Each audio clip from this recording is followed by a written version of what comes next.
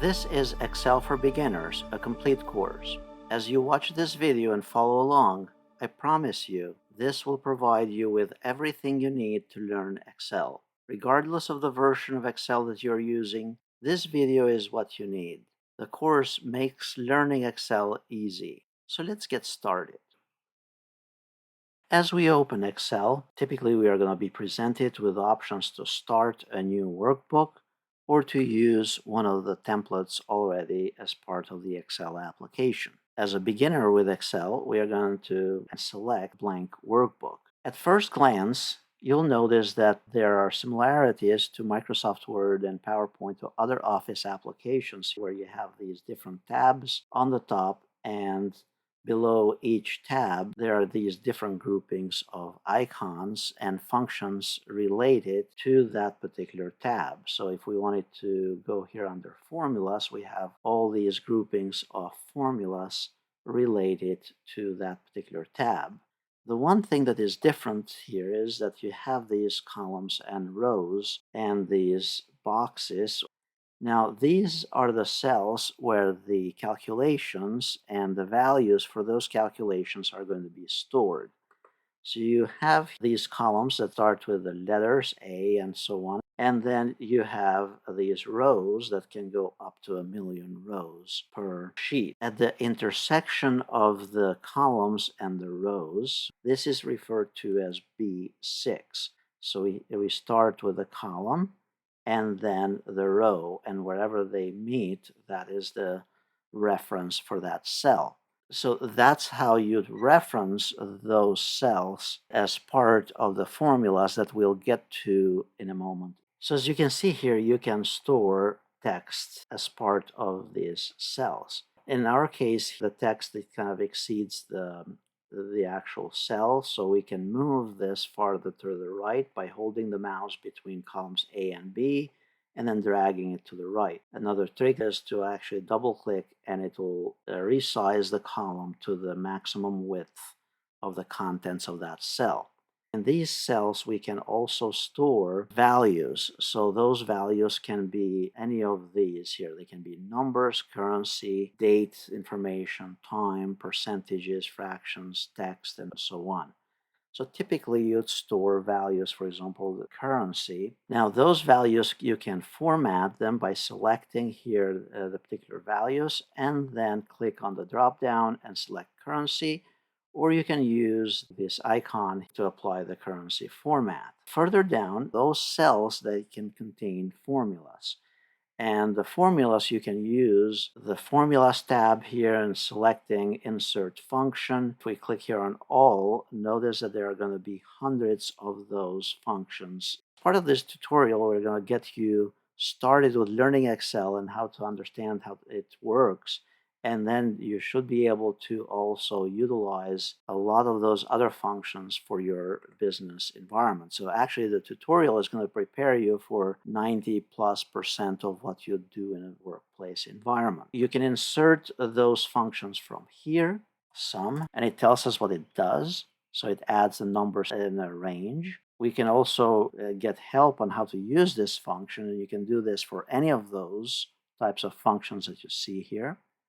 The other option to add the formula here would be, and it's probably better to learn to do this manually, to insert here the equal sign, because all formulas in Excel, they start with the equal sign. And you typically have a formula which contains that equal sign. It has a function like the list that we showed a moment ago, and then the range for what it should be calculating. So in this case, we can do sum. We either enter the reference, so the reference here for computer expenses, value for the 50 there, instead of adding 50, we actually use B4. And then we put a colon, and then we use B6 all the way through B6, and then hit enter. If one of those values changes to 700, notice that the total updates automatically. Again, as part of the formula, you want to use the references instead of the actual value of those cells. There are various ways to enter those formulas. So I type their equal sign and then the function, and then I press tab, it put the parenthesis component in it, And then for the range, I could select that range of the cells. And then you simply hit enter, and then the formula will add all of these together. Now, one other component here, in the bottom, you have these sheets. So if you remember, when we started this, we selected a new workbook. A workbook is just another term for spreadsheet. You can add more than one sheet as part of this workbook. You can organize the information in these various sheets, and then you can use formulas and special functions to calculate values across those sheets. If we go back to File, remember that there are also templates that you can utilize. Instead of you having to design something from scratch, you can use one of those predefined templates, and you can search online for additional templates as well. I do suggest that you go through this tutorial first and learn the basics as to how things work, and then take advantage of these more advanced functionalities. Let's say we wanted to calculate the office expenses. We have all of these cells. In each one of those cells, you can type text, numbers, and values and such. So here, we basically want to calculate the expenses for our office. Supposedly we have office supplies, computer expenses, photocopying, printing, travel expenses, service contacts. Now for each month we have recorded the amounts, and then we want to get the total for the training for each category. Also we want to get the totals for each month down here. First we want to format these currency. We simply select those cells, go up here under the number grouping, and then click on the drop down and we choose currency. Currency is going to put that dollar sign in front of it and then the 2 decimal points. You can do it from here, or you can click on this dollar amount in here. If you're using various other currencies, you can pick those in here. Now let's say that we wanted to get the totals for training. So all of those calculations are performed by using formulas.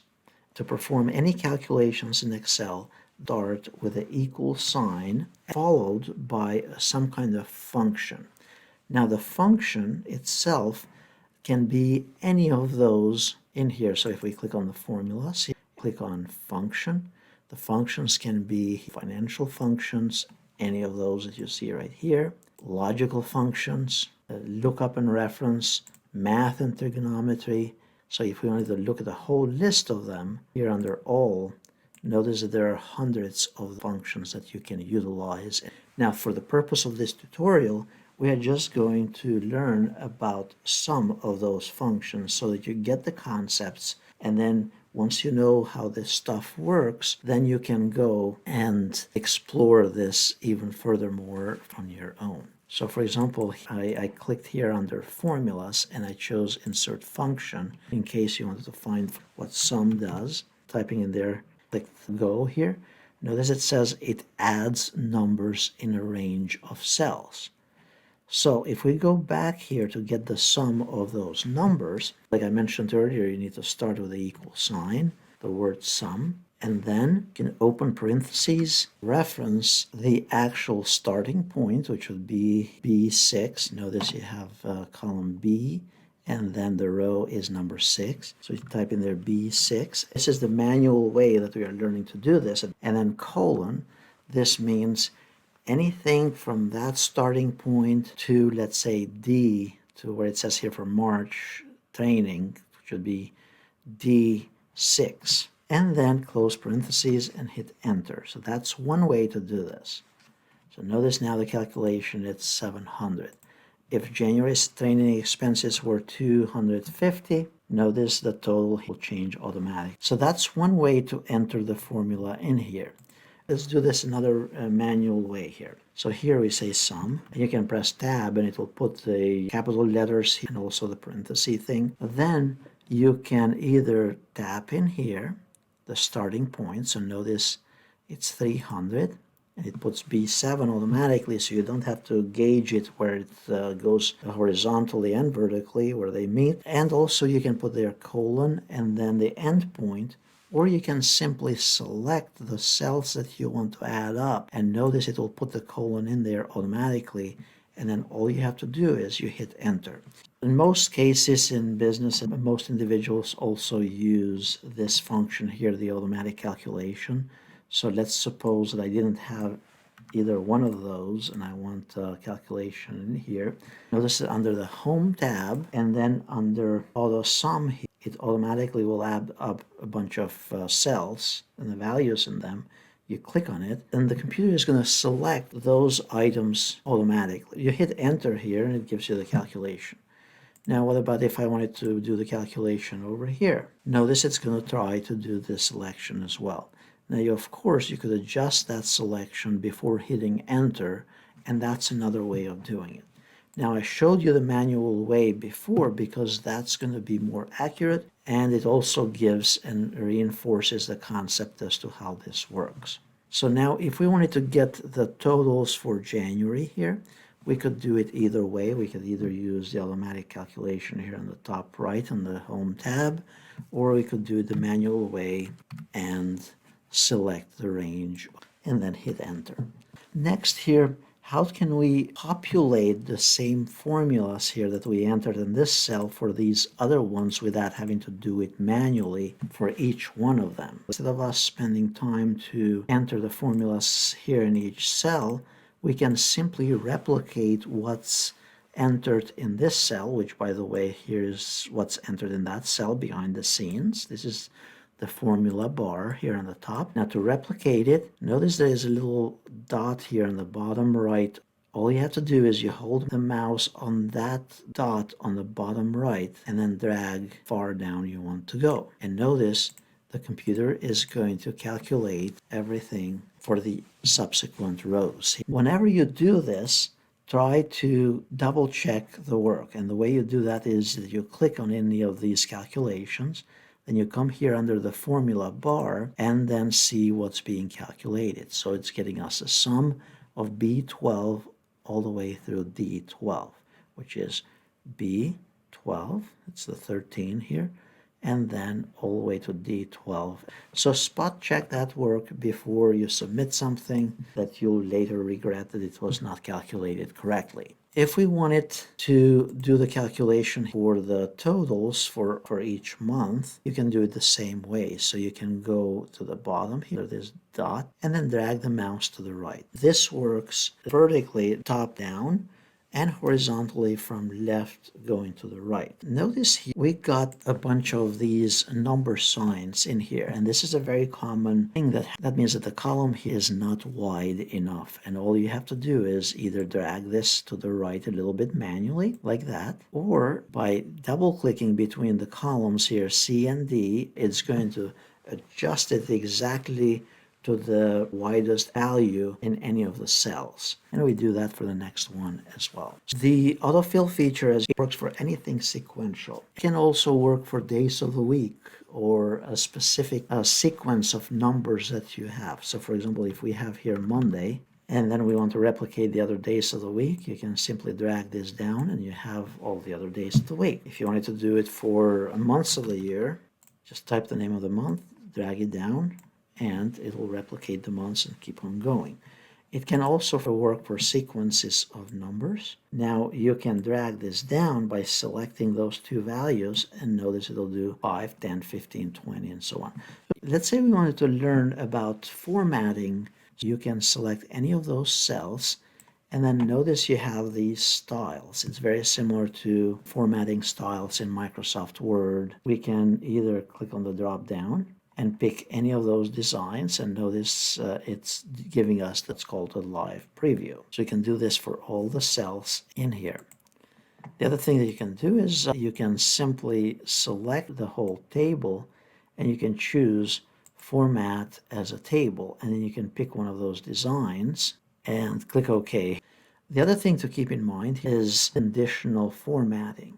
Conditional formatting is a tool that you can utilize to easily spot trends and patterns in your data using bars, colors, icons to visually highlight important ones. In this case, we just want to pinpoint which ones were the highest expenses in our data set. So we go here under conditional formatting, and you have all of these different rules. So you can choose to show anything greater than a specific value, anything less than, anything that equals, or duplicate values to highlight them and things of that nature.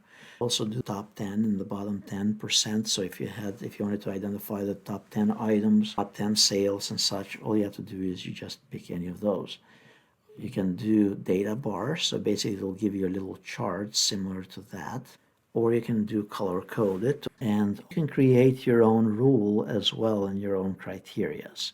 So for now, I'm just simply going to use the color coding, and this basically puts a little chart within each cell to give us the definition of the items with a higher value in them. So if we change this to 5,000, notice everything else will be readjusted. Now we can do it for the total conditional formatting, and let's say we want color-coded for a range of cells. In this video, we're going to learn how to use some additional basic functions in Excel. We want to find the highest value of a data set. Let's say we have these expenses for January, and we want to post the highest value of all the numbers in that column. So to do that, you can either go here under the Home tab, under Auto Sum, the drop down, you choose Max, and notice it's going to select a bunch of the cells. Now in this case, we don't really want the total here, so all we have to do is we select the values that we want to be included in that selection and hit Enter. That's one way of doing it. I'm going to delete it. The other way to do this is by start with the equal sign, and then we want to find the max, and then press Tab, and then select the references, the numbers that you want to include in your calculation, and then hit Enter. Notice the highest number is 5,000. If we change this to 12,000, we're going to readjust the column. Notice that it's posting here that that's the highest number. Now you can repeat this in the other columns here as well for the other months, or you can use, as we learned in the previous module, you can replicate this formula that is in this cell by using the autofill feature. So we hold down the mouse on the bottom right, drag it to the right here. Now you'd say, well, how do I calculate the minimum, the lowest number among all of those numbers?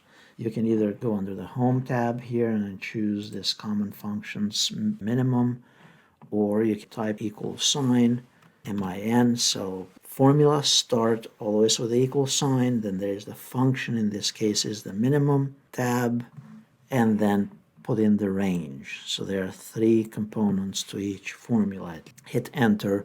Notice the lowest number here is 13. If we wanted to find the same thing for the other months, drag this to the right, and you'll have this posted with the numbers. Now let's say this was $1.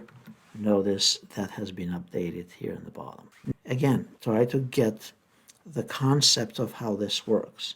Even if you're trying to figure out some more advanced functions, you can look it up. You can use a Tell Me feature up here for that particular function. You can search the web and such, but the concept is going to be very much the same. You're going to look through a set of data within the ranges of the data, performing a specific function relating that data. So in this case, we want to get the average. We don't know what the average function is in Excel. We can simply start by typing equal, start typing whatever it is that you're trying to do. In this case, we want the average. Notice it gives us an explanation as well next to it. Double click, press Tab, and select the range of data. Hit Enter, and this is the average for all these values. Now, if I wanted to count how many items do I have in here, so if you look here on the top right under the Home tab, you have Count Numbers here. So right here, click on Insert and then Count Numbers. Notice it does count, and then select your data. Notice there are 9. We go to the right. Notice in this case, there are only 8. And the reason for that is because there's no value in C4. This should give you a very basic overview of using Excel, just the basic functions. That's what functions you typically use to calculate taxes or calculate budgets and things of that nature. You might use multiplication and division, which will cover it in just a moment here. You could use this in business, for example, to calculate the expenses for various sales of cars and such. So in this case, do the equal sign there, sum, the range, and then replicate it for all the other ones and such, and then find the average as well in a similar way.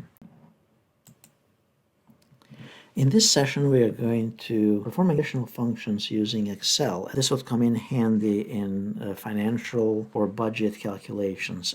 So let's say we have here the monthly pay for each individual or employee, and then we have the various deductions. Now we want to find the total deductions for that particular employee, their net pay, what's left over after paying for the deductions, the annual net pay, so we want to learn how to multiply it and what their net pay would be annually. To get the totals, we're going to use a concept that we already learned from the previous sessions.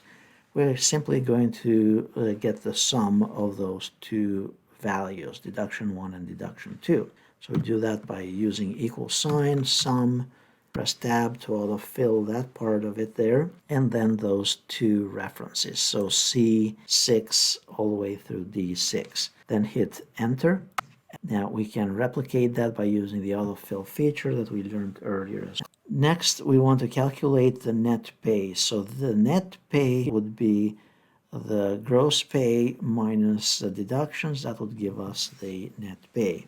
So in this case, you're learning how to subtract two values. So in this case, we can do that without using a function, and we can simply put the initial amount. So this would be B6 minus the total deductions, E6. And then simply hit enter. Now those numbers mean that the values didn't fit in that cell, and we simply need to resize the column here. So it was like that. We can double click here between the columns, which I covered also in the previous section. So the net pay for this individual, which was basically taking their gross pay minus deductions, and then we got the net pay. We can use the autofill, and we have the totals in here.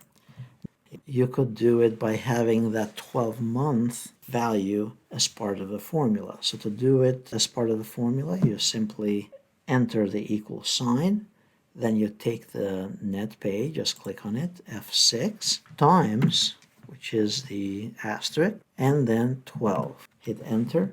That would be the annual pay. So that's one way to do it. The other way to do it would be to use a reference point. So we have the equal sign, the net pay here, F7, times, and our reference point will be 12. In this case, this 12 on the top. Hit enter. The advantage of this method is that, okay, let's see how much this employee would be paid in 2 years. So you simply change that value to 24, you hit enter, and notice that will be their 2-year salary. Or let's say for 6 months, you simply enter and change the value. So that would be a good use if you're doing projections. If we use the autofill here with a reference point, there will be an issue, and I'm not going to go into that at this point because I'll cover it in the data types in just a little bit, but that has to do with using absolute references. So for now, we're just going to use it embedded into the formula. Now, supposedly, we wanted to get the weekly pay. There are 52 weeks in a year. We know that the net pay per month is $3,400. Per year, it's $41,000. But now per week, there are 52 weeks in a year. So the equal sign here, the annual net pay divided, which is a slash, by 52. And there is your weekly pay, or this individual's weekly pay. So far we learned about using the sum to add the deductions. We used subtraction to take off the deductions from the pay. And then we also focused on multiplication and also division. And then earlier we learned about a few additional functions that are still on the basic nature of using Excel. In this session, we're going to learn about using the quick analysis tool. Let's suppose we have a bunch of data very similar to this, and we want to find out and utilize some quick analysis tools. All you have to do is select the data, click here in the very bottom right under quick analysis. This will show you live previews with the data. So, for example, conditional formatting, it's going to format the data within the cells and using bars. So notice it uses to highlight interesting data.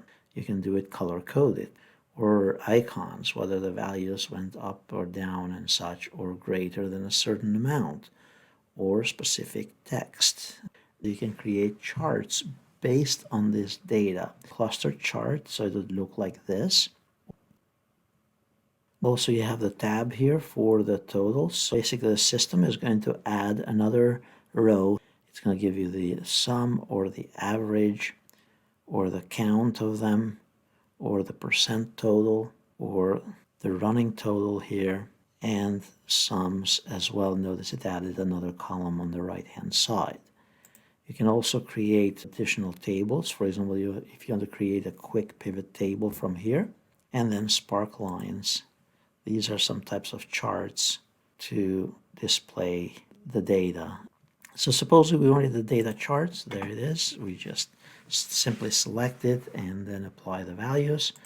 If we wanted to create a specific chart, click on it, and notice we have the values right here. Let's say we are going to create here a pivot table. Notice it will create a new worksheet here in the bottom. We can unselect certain items from our table and it will keep on giving us the various values. Or here on the right hand side, you can customize whether you want to show specific sales, whether you want to display the company, and whether you want to apply filters, and then you want to sort it by various values or industries and such. So if we go here under filters, now under the industry, we can choose to display only those specific companies within that selection. You can customize this even further by adding more than one criteria. So this has to do more with pivot tables and working with pivot tables and such. But the idea is that you can go here to quick analysis and create whether it's charts and such or trends within your data by having the computer analyze it quickly for you. It's a very similar idea with the charts. In the charts, it will create again a new worksheet and it will work in conjunction with the pivot tables. Notice with a chart, as we change the criteria, it will update the chart automatically. So let's say we don't want medical listed, then it will update the chart in an automated way. So that is quick tools. The idea here is to select the data, go under quick analysis tools, and explore these features. In this session, we're going to learn about the types of references in Microsoft Excel. If you go back to the previous sessions on learning Excel, we have been using what's called the relative references. If we were to look back here under the basic concepts, when we calculated these values and I entered the amounts, notice that the reference here is B6 through D6. But then when I used the Autofill feature to get those formulas populated, notice that it went to B7 to D7. And then the next one, it went to B8 through D8 and such. So anything sequential, it did it automatically. And those are what's referred to as relative references. Now in Excel, there are also absolute references and mixed references. Let's reference in here B8. So we do equal sign B8, enter, and that just says $4,000 because posting in here whatever is on B8.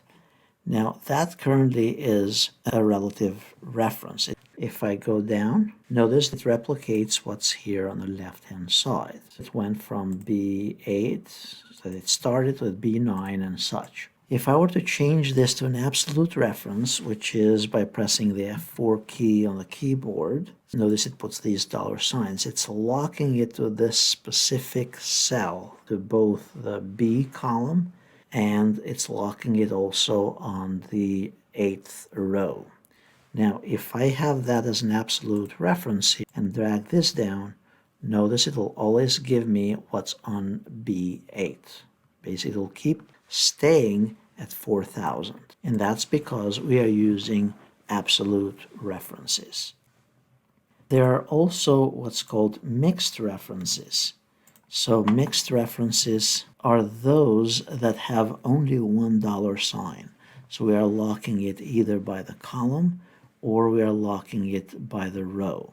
Let's say we want the $sign to be locked on column B. Either take away this $sign in front of 8, of the row 8, either by erasing it on the keyboard or by pressing the F4 key until the right mode is selected here. So we have B8 there. Hit enter. Now notice the values are going to change. That's because we are not going to column C at this point. We are just going down. So we basically, it's still on column B. By the way, here's how you insert a new column. Right click, choose insert. So now let's say that I wanted to go from left to right. Notice I have it locked on column B. If I go left to right, remember it's going to keep on posting the 4,000 value. That's because we have it locked on column B. If we did not have it locked on column B, it will give us a blank cell here because there's nothing on C or D. So anytime you want to lock a reference by a specific row or column, that's when you use a mixed reference. Anytime that you want to lock it by a specific reference point, that's when you use the absolute type of reference. Let's do an actual example here. So let's say we had a $20,000 budget for this year for our department. And there's going to be a decrease by 5%. We have all of these categories, and we want to first find out what the difference is for the 5% decrease, and then we want to determine what the new budget is. So in this case, we put in here equal sign, and then we'll take the 4,000, which is our current budget, and multiply by 5%. Then hit enter. And notice we have to give up $200. You could keep on doing this manually for the other cells in here, and it would be just fine. It would work just fine. So if we go here and then B9 times the percentage, hit enter, notice it works just fine. However, let's suppose that we have 2,000 rows here. That would take forever to do. So if we're dragging this down and using the autofill feature, now notice, first it came up with these number signs, which means just we need to widen the column here. But notice that we had computer expenses by $8,000 to start with, but now the difference is $32 million. And if you look at the formula, it's basically multiplying 4,000 by 8,000. If we look over here, it started with B8 and B6, this times that. Then went to the next one, 100 times 0, so it moved 1 for each of them down. From 5% to the next row down, then when it got to the 32 million one, it ended up multiplying 8,000 times 4,000 because the reference kept on shifting downwards. So to lock down that reference, or this B6, the decrease, the percentage item, and that can be any number, it doesn't have to be percent, it can be number of students or number of enrolled individuals in a project or whatever. You want to make B6 here an absolute reference. Stay locked down to that point of reference. To do that, as I mentioned earlier, you use the F4 function key on the keyboard, and that, notice it puts a $2, or you can enter those $signs manually by simply typing them in front of each reference. Hit enter.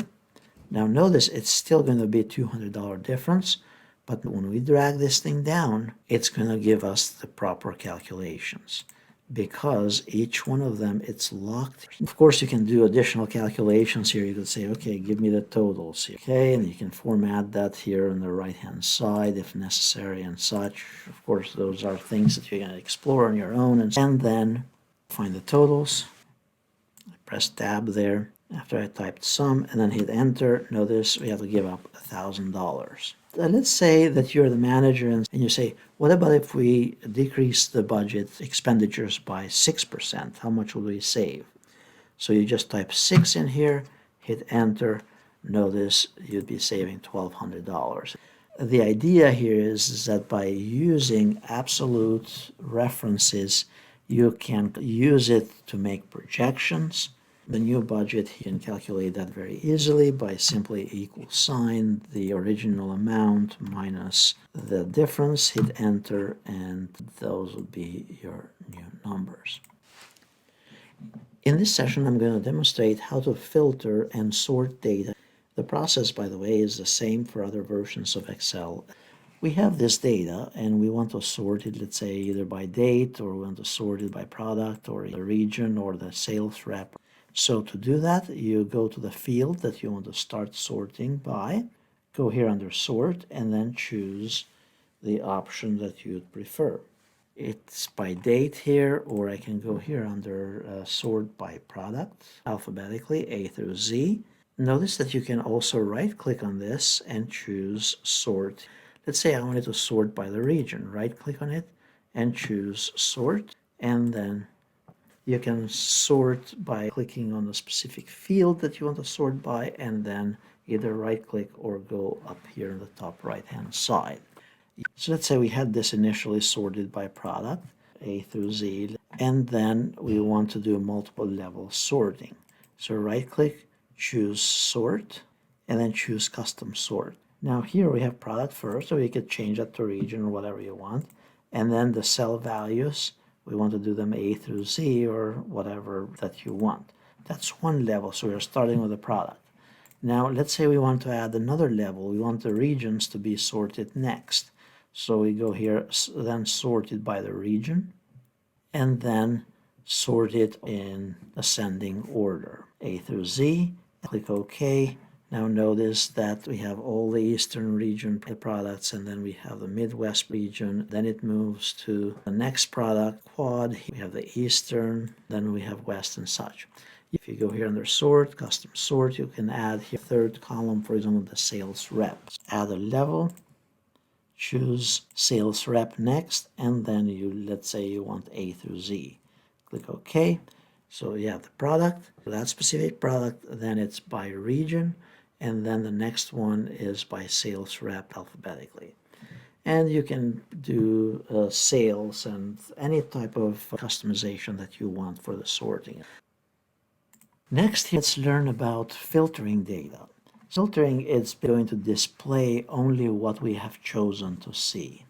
To do that, we can go here under the Home tab and then choose Sort and Filter, and then click on the filtering option. And now notice we have these drop downs next to each label or the top of the column where our data is. We could have enabled this as well by right-clicking and choosing Filter. Let's say we want to filter for a specific product. Unselect all of them, and we want to see only the Sunshine product. Click OK. It's going to display only that particular product. You can also do multiple level filtering by going under the region and then choosing a specific region. And let's say we want to choose only the East and Midwest. Click OK, and notice only those records are going to be displayed. Obviously, you can add additional criteria by a specific amount and such. And you could use, under the number filters, you could say, give me only those items above the average, or give me only those below average, or you can create your own custom filter. So let's say those above the average, and notice it's going to list all of those criteria for us. So we started here with a whole bunch of data, and we are narrowing it down to what we prefer. Now, if we wanted to clear the filter, you can simply go here to the particular item where you have the filter applied. Notice there's a little icon in here with a drop down. And then you choose to clear the filter from product. That means that all the products in this case are going to be displayed. However, the other filters are still in place and applied. Notice we don't have all the data back yet.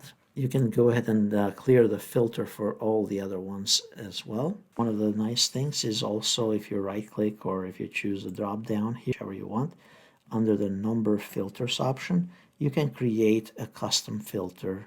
So you can go in here and we are looking here at sales. You choose the drop down and notice we are choosing the option for equals, but you can say does not equal or is greater than or equal to or is less than. So let's say we say greater than, let's say show us all the sales that are greater than $1,000.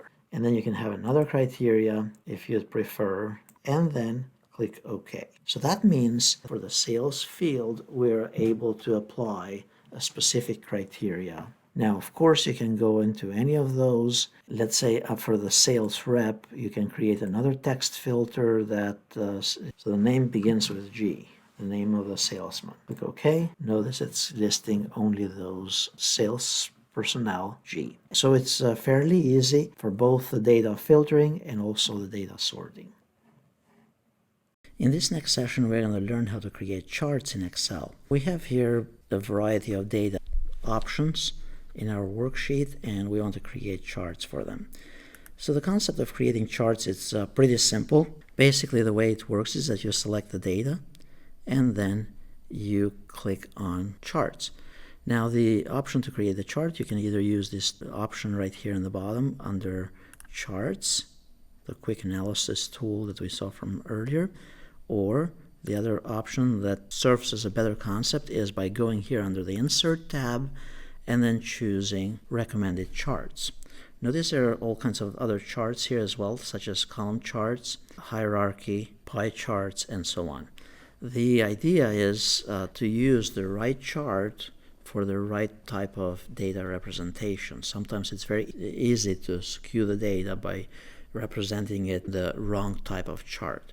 So typically, if you're dealing with percentages, you want to use a pie chart. If you're dealing with a long date range, which includes a lot of values and such, then you probably would use a line chart and so on. In Microsoft Excel here, there is also this option of recommended charts. So based on the data that you have selected, it's going to give you what Excel recommends in this case.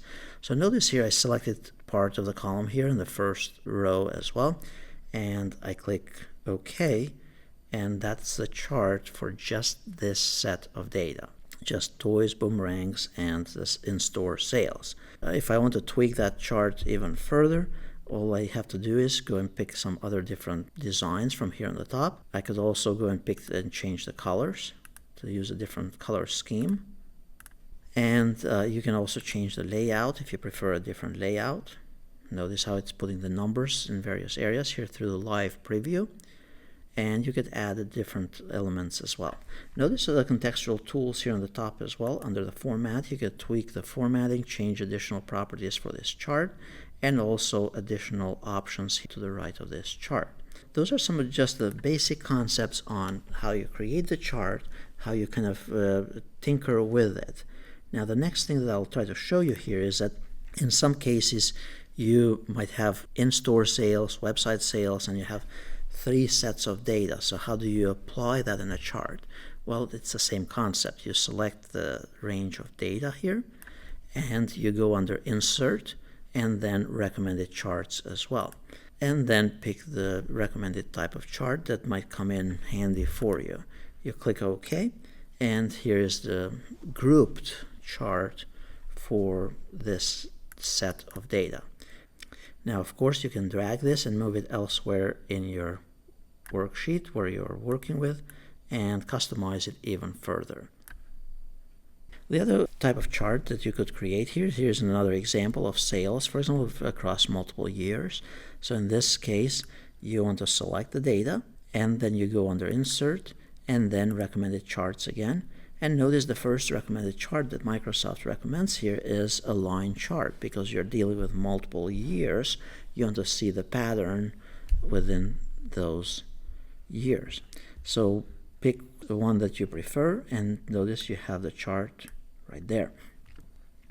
Now at this point, as we mentioned earlier as well, you can customize this with various other designs to make it more visually appealing for your audience.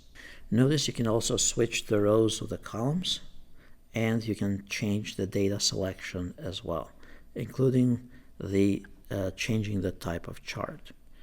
Notice under the quick layout, as we discussed earlier, you can include additional values and options within your chart. The next example here, it goes against a year or a complete item.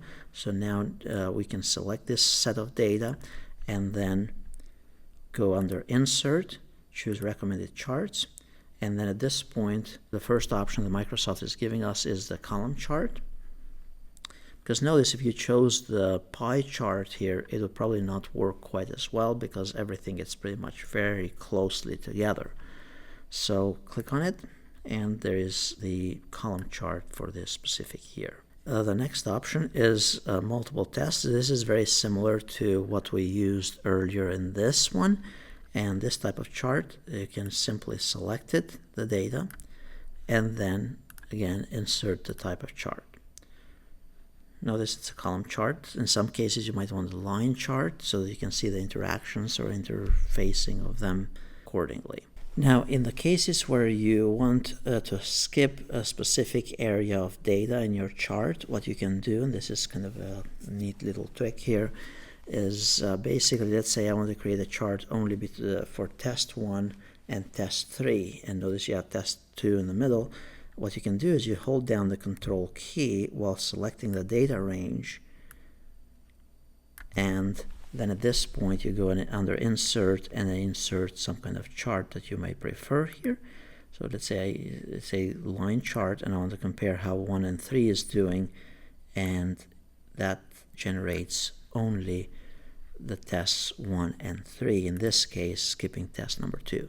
So again, the key there was to hold down the control key while selecting the data range.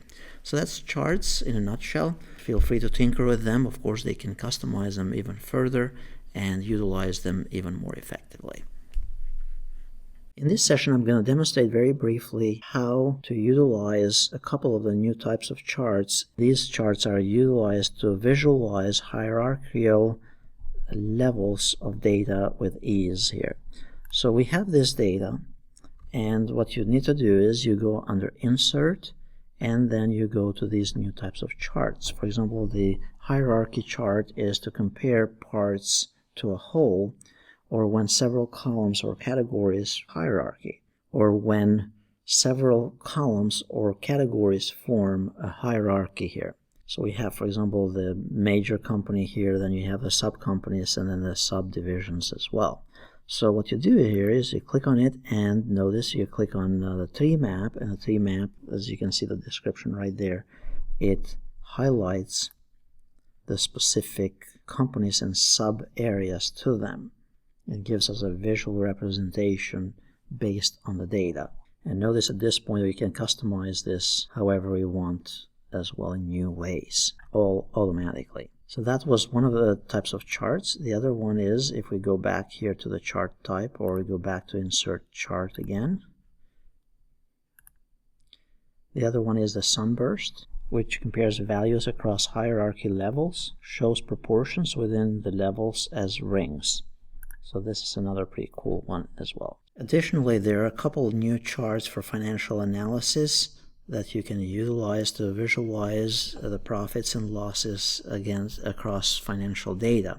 For example, let's assume that you have this financial income statement here, and we select the data, and then we go under Insert, and then we go under the waterfall or stock chart. So we choose this one here, the stock chart, and we'll make this slightly larger. And now notice that the gross profit here is the total. So we go here under the profit, this one, right click on it, and choose to set it as total.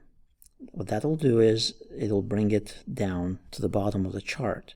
Then we notice also we have operating income, that's another total. So we find operating income, right click, set it as a total.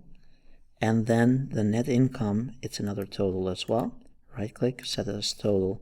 And this gives us a visual view of how everything is performing in our income statement. In this session, I'm going to demonstrate how to use the flash fill feature. As we were tinkering earlier with data here, we noticed that, for example, to calculate the annual income, it would be the net pay times 12, for example. So it would be F6 times 12. That was our example from earlier. We hit enter, and notice this whole area got automatically filled. So the calculation that we're going to perform later, it got done automatically by the autofill feature or the flash fill feature in Excel. So that was one of the functions of it in flash filling some kind of range of cells that we're going to autofill manually later.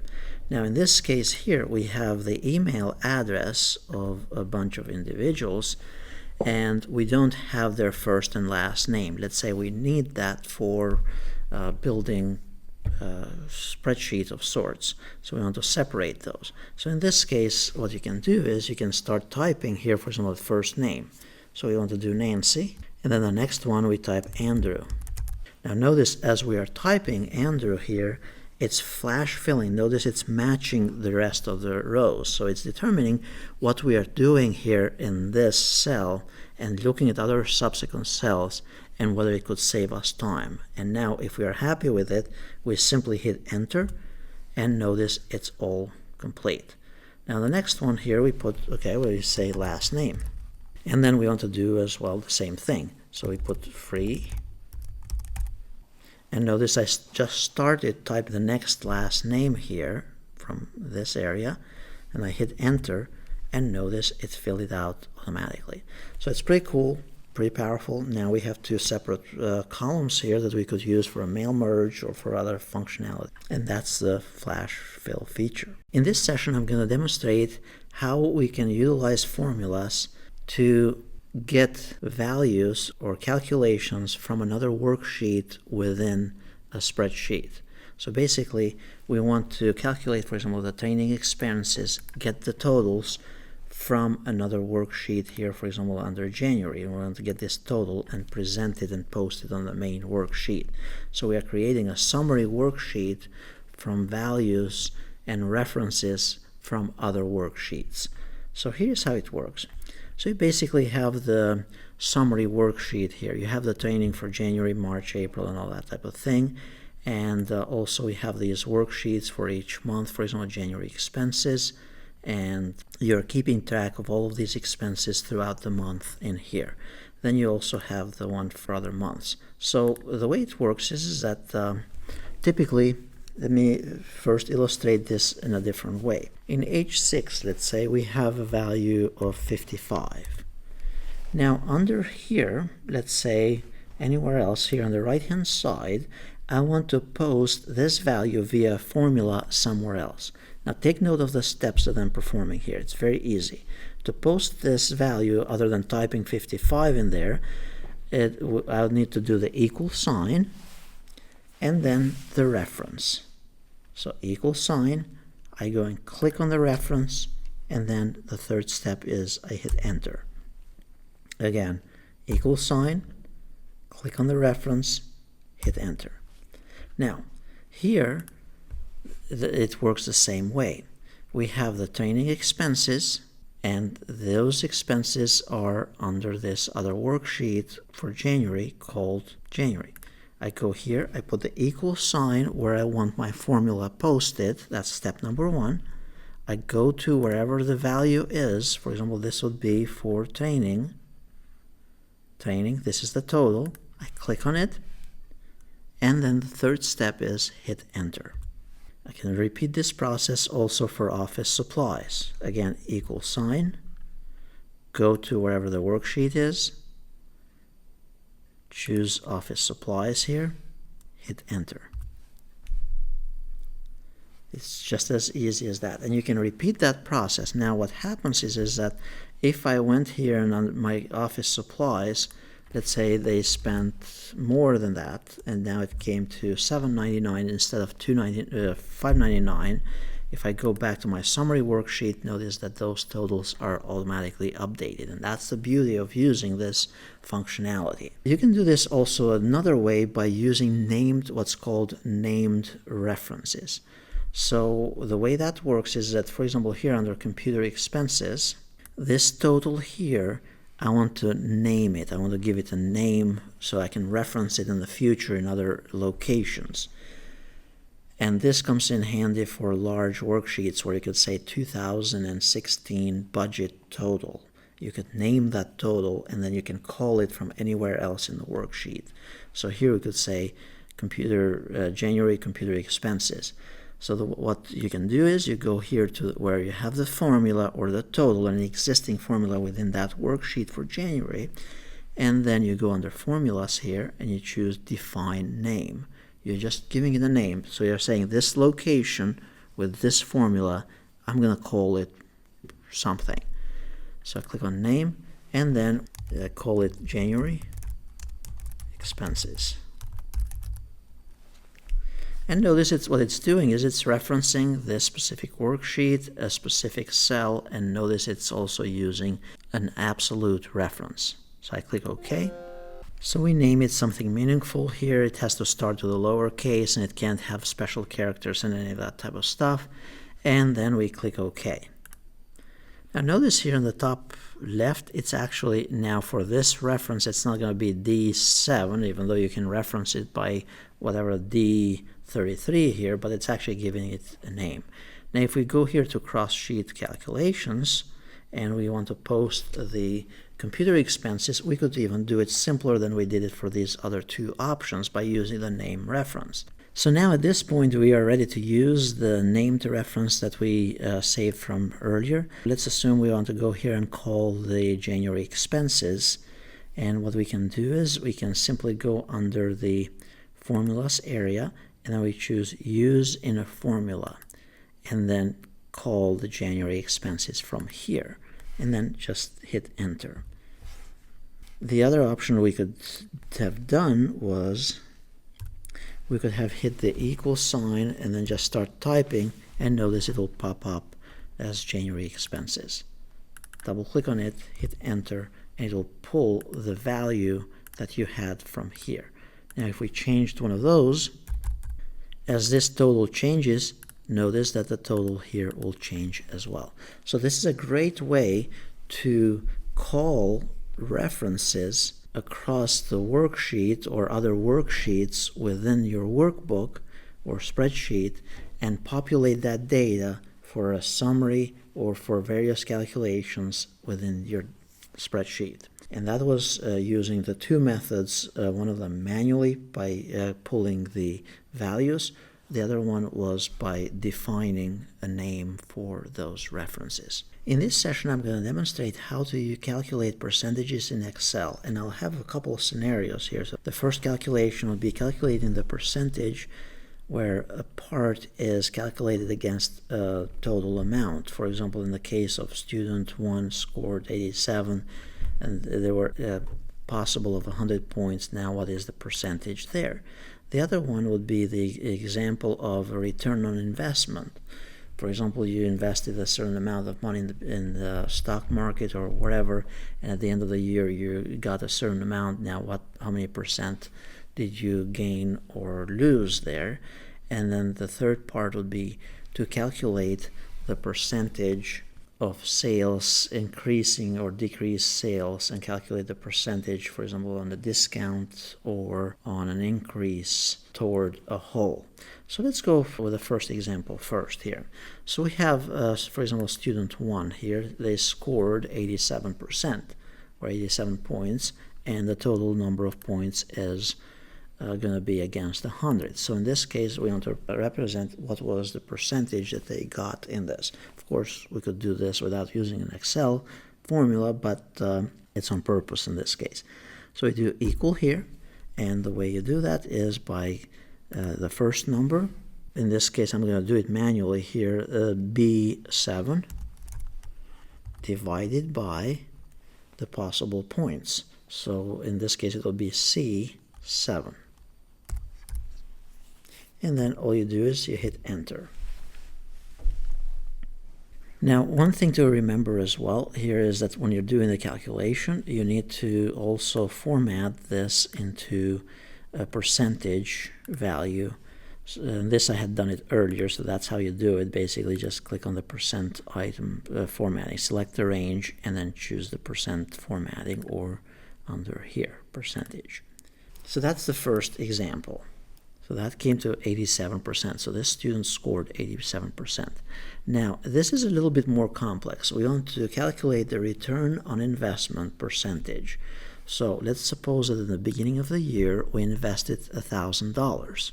Now, at the end of the year, we got $1,200. And we want to determine as to what percentage did we get at the end of the year. What was the return of an investment? Again, format this to be percentages, and then you put in the formula. In this case, we're going to do equal sign.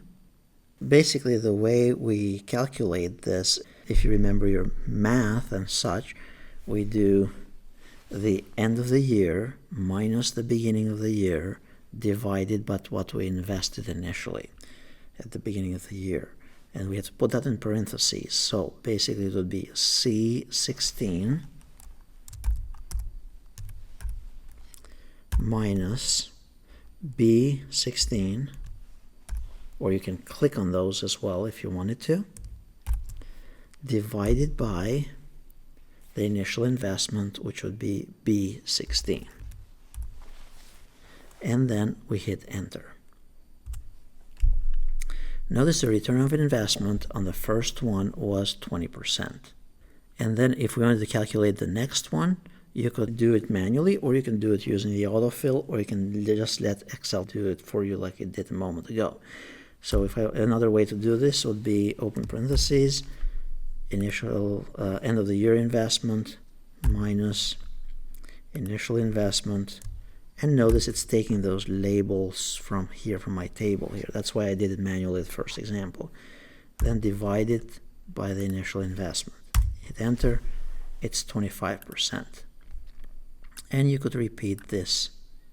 So in this case, they lost 20% of the investment. So that's how you do the return of investment at the end of the year. That's example number 2 for calculating percentages. Now in the third example, we want to calculate, for example, we have these employees, and this is their annual salary that they had, and now we want to give them a bonus, or we want to increase their salary. And for example, for the first employee, we want to give $1,200 in addition to what they currently had. So now we want to calculate what was the percentage of increase that they got this year. The way to do that calculation would be very similar to the first example. You just do the equal sign and then the bonus divided by the salary, and then hit enter. So they are getting 12%. The first employee is getting 12%, and the other ones are getting accordingly, as we see here. So that would be the percent plus or minus here. The other thing to keep in mind as well, as you are working with these percentages, and besides formatting them in percentages, you might want to have the decimal points to at least 2. So we want to increase this by 2 areas. So format all of this by increasing the decimal points for all the cells. So now this is more accurate. For example, employee 2 got 5.95% increase in their salary.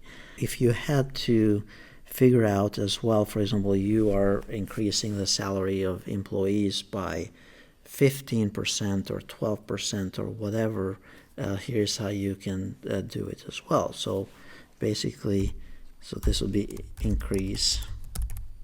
And we're going to put the number statically at this point, but we're going to do the equal sign here, the value times, and then the percentage point. So the percentage point in this case, it is going to be 0.7%. So that would be 0.7 would be the calculation. Now, if we wanted to increase everybody's salary by 7%, this is what it would be for each one of them. Now, if we wanted to know how much is their total salary going to be, we could go back and modify our formula to be the the salary times 1.07 because we just want to see what it went above what they are earning earlier. So hit enter there, and notice now the new salary at 7% increase, it's going to be 10,700 here, and so on.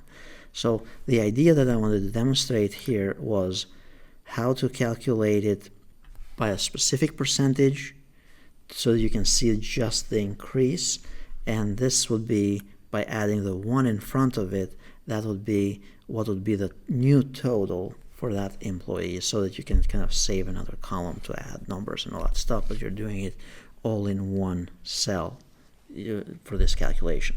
So hopefully that is helpful. These were 3 different scenarios on calculating percentages in Excel, and it should cover pretty much most of the scenarios out there for you. In this next session, we are going to learn about using logical functions as part of a formula in Excel. We are going to learn about 3 different ways of how to utilize the if statement within a formula. The first way will be that if the employees here reach $20,000 in sales, then for those that reach 20 or more, then they can get $250 bonus. And then in this case, we are going to say, yes, that is true for George, and Michael, and Darius, and so on. Then the next set here in the next column, we're going to display yes or no. We're going to represent it with a yes or no, the words yes or no. And then in the third column, we're going to actually post the amount that they get as additional. This is how it works. So basically, you have the sales that they accomplished as part of the worksheet. Then you have the criteria that you're determining. This is the criteria. It could be $20,000. It could be $100,000. And then here you're saying this is how much they will get if they pass that criteria. To use the if statement, we can do it by going here under Formulas tab, and then we click on Insert Function. You can also click here under Logical and use the if function as well. But we'll use the longer way to start here. So we go here under the if function, and then you could just type if. Now in our case, it's actually showing up automatically here, so if it was not, then it's going to bring it up. Now if, it says it checks whether a condition is met, and it returns one value if it's true and another value if it's false. So that's what we want to do here. We're going to say post the words true or false. So we click on it, and now it says, what is the logical test? The logical test, so we have to say, if the sales, if these guys here, for John, if the sales, that's if B6, is greater than or equal to the criteria, then if that is true, we want to post in there the words true. Because notice we have true or false. So we want to just put the words true. Or you could say it is true. If it, so basically you can put whatever you want. If not, false. Now the other thing to do here is to keep in mind, notice that this bonus criteria here, we don't want that to change. And if you remember from the types of references, we want to make that an absolute reference. So you press the F4 key to put the dollar signs so that when you use the autofill feature, that does not populate the other cells incorrectly. So we want to lock it to the criteria of 20,000. So again, so far what we did here, if B6, this value, is greater or equal to 20,000, which is B12, then we're going to post the words it is true. Otherwise, we're going to post the words false. And then the other thing we did, we just used the absolute reference. Then we click OK. Notice it says it's true. He made $20,382. Now we use the autofill feature here to move down to the other ones, and it says George here, he got only 19,000, so he doesn't get the bonus, and so on. So that was one method. The other method is to post here yes or no. The words actually yes or no. It's going to be very similar to the previous option here that we did. So we click here on Insert, Function, under the Formulas tab, we click on If, OK, and then again we say pretty much what we did earlier.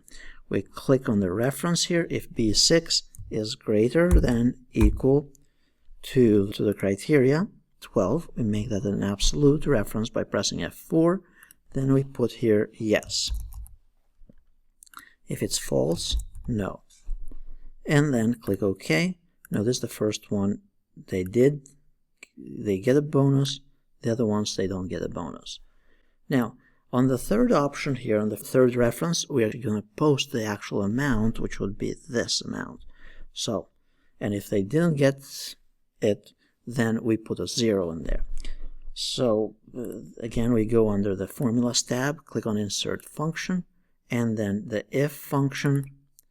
Then we say if this reference B6 greater or equal to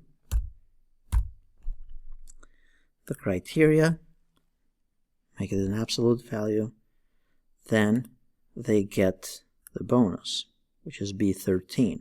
Now we want to do that as an absolute reference as well, otherwise they get 0.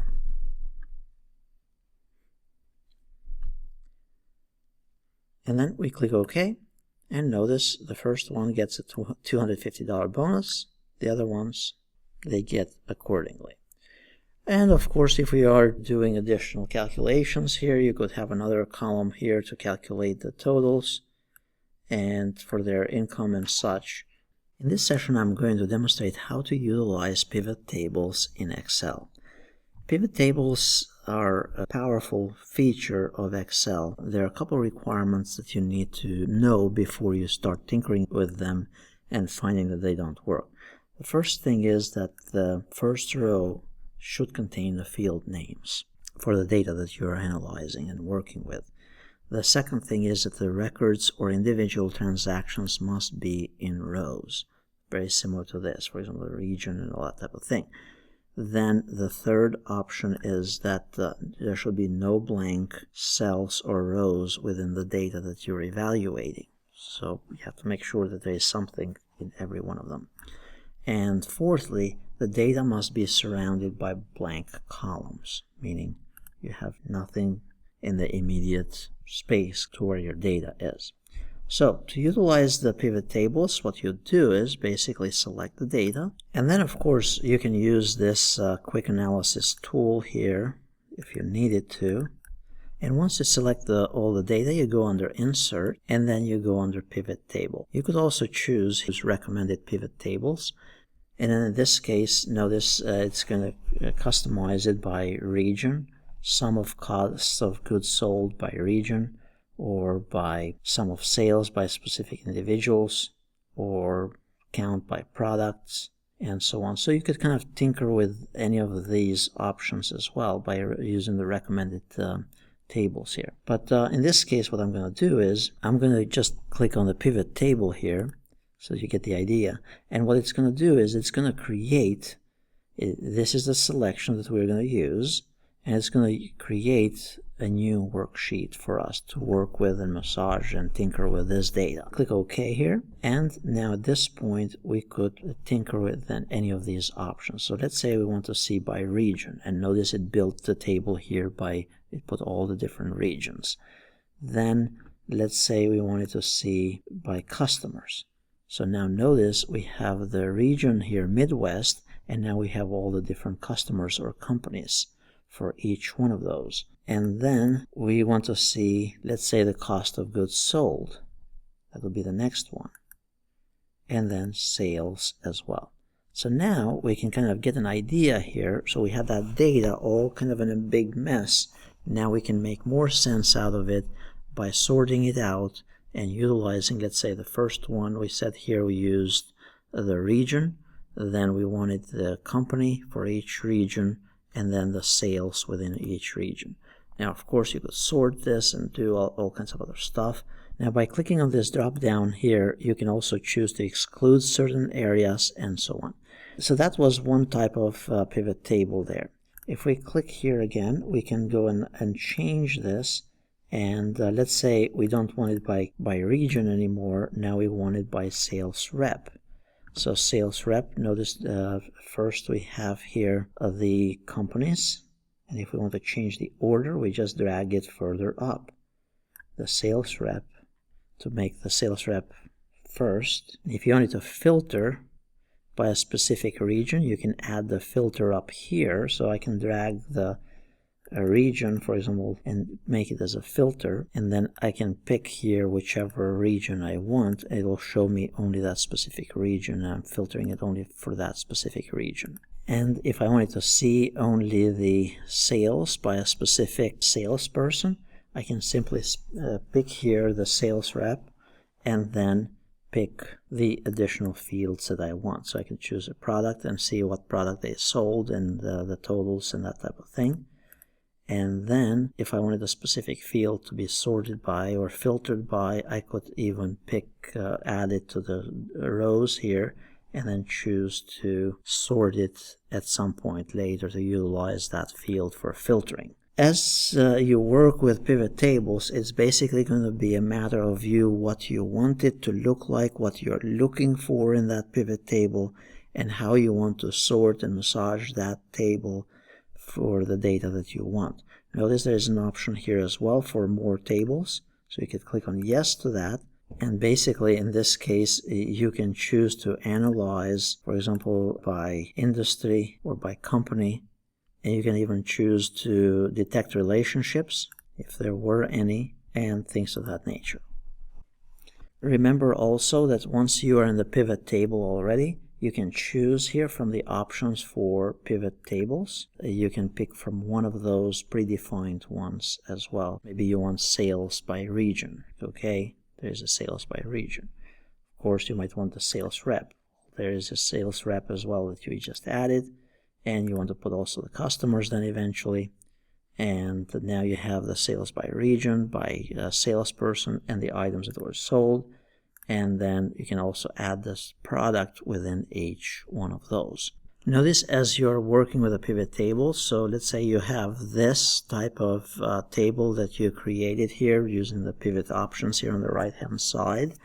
And what you can do as well is that you can create a pivot chart. So it's basically going to take the information from this and build a chart out of it. So notice I pick the pivot chart, pick any of those designs, click OK, and now it built a chart for us based on the selected data. Pivot tables, again, are very powerful. Tinker with it from the different angles and utilize even the charts within them as well. VLOOKUP is a very powerful function and a feature of Excel that comes in very handy whether you're a professional and using Excel heavily, or whether you're a student or some casual user of Excel, particularly one of those that wants to advance in the career. So it's basically the VLOOKUP. It looks up for values for any item on the right hand side or on any of the columns next to the item.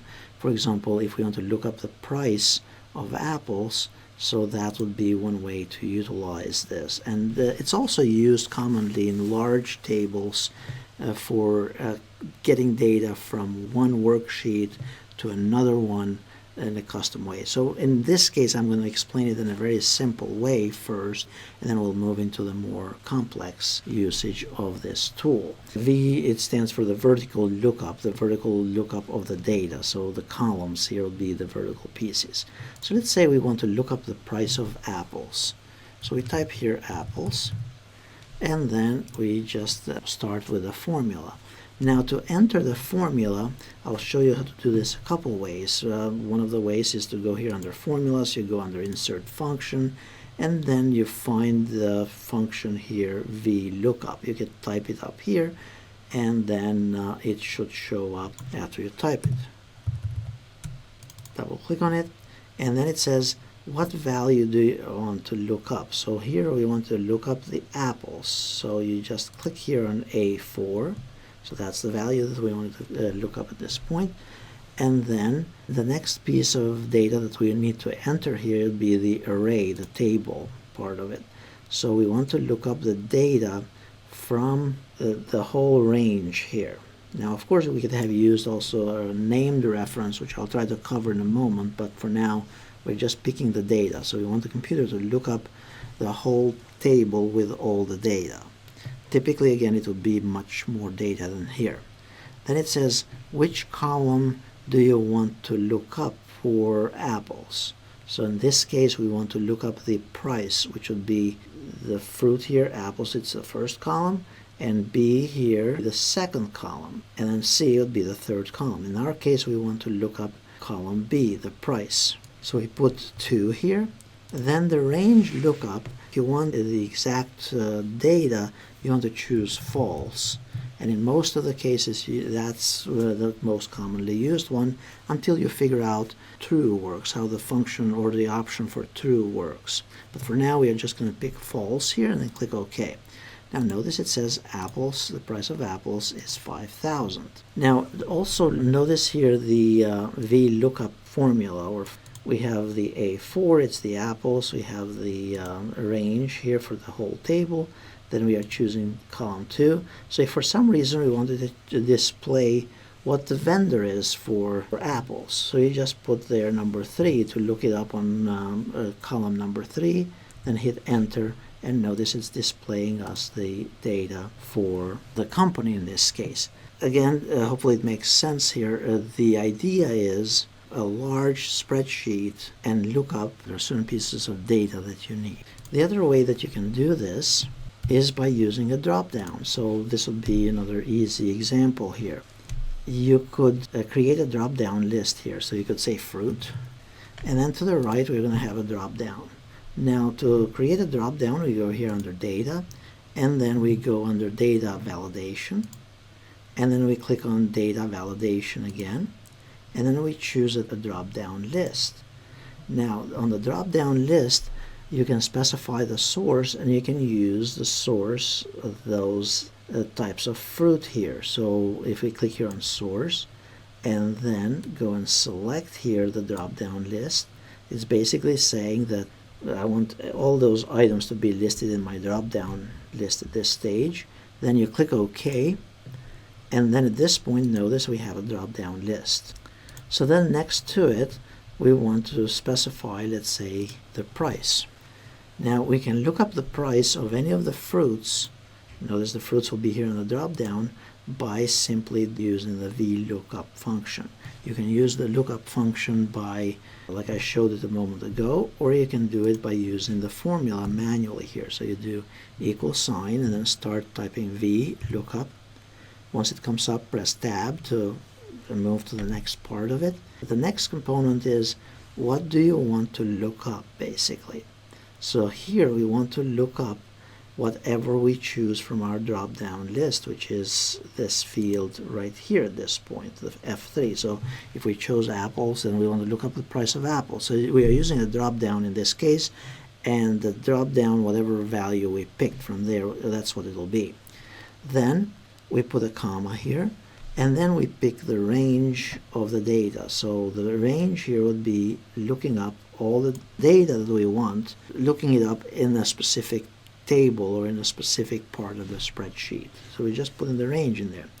Then we put a comma, and then we want to specify which column or which piece of data do we want to look up for the item that we pick. So if we pick bananas, do we want the amount, or do we want which column is it?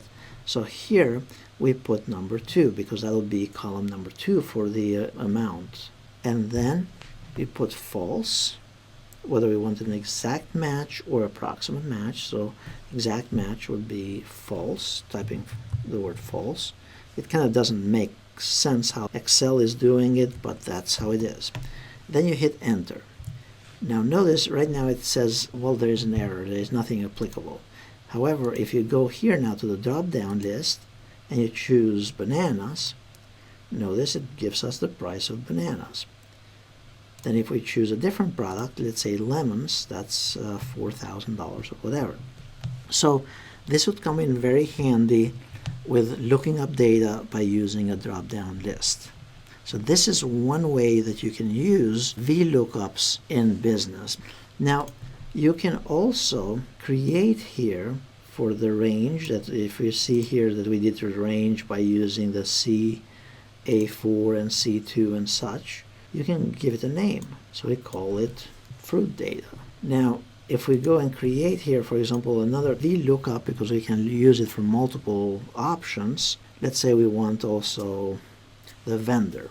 We do equal VLOOKUP tab, then we want the item that we have, the type of fruit, then press comma, then you can put the reference by using the fruit data that we specified earlier for this range. So basically we are representing the range by using a name for that whole selection. Then comma, then we specify we want the column 3 data. So we put 3 and then false and then close parentheses. So now if I go and choose here my type of fruit and I say, okay, I want to look up bananas, where do we get bananas from? And notice it's displaying the data. So again, the idea is that you can have a large spreadsheet here with lots of data, and you can have one of those lookups to get you the data that you want. Now, another way to use VLOOKUP is, let's say you have a spreadsheet like this, and again, you can use here a drop-down, so you can look up employees' information by using a drop-down, very similar to how I did in the previous example, or you can generate a custom list with specific pieces of data from this sheet. So in this next example, I'm going to demonstrate how to pull data from another worksheet and post on this sheet only the fields that we want, specifically for a mail merge or for whatever reason. Now, one of the things to keep in mind is that it's typically best to give a name for the range of data that you're searching or utilizing in your search. Select the first row here, hold down the Control and Shift key and hit the down arrow. That will select all your data to the very end. Then you go and give it a name. In this case, I called it employee data. You can call it whatever you want, but it's called. So whenever we call it up or reference it, it'll be employee data. So the first thing, let's put the employee IDs, and this can work the same with a chart of accounts or whatever else that you might have on that referencing worksheet. So here we are first going to post the employee IDs. So we'll hit the equal sign here. We're not using a VLOOKUP so far. We're just posting what's on the other worksheet here for the employee ID number. And then we hit enter. So notice ID, employee ID is 1001.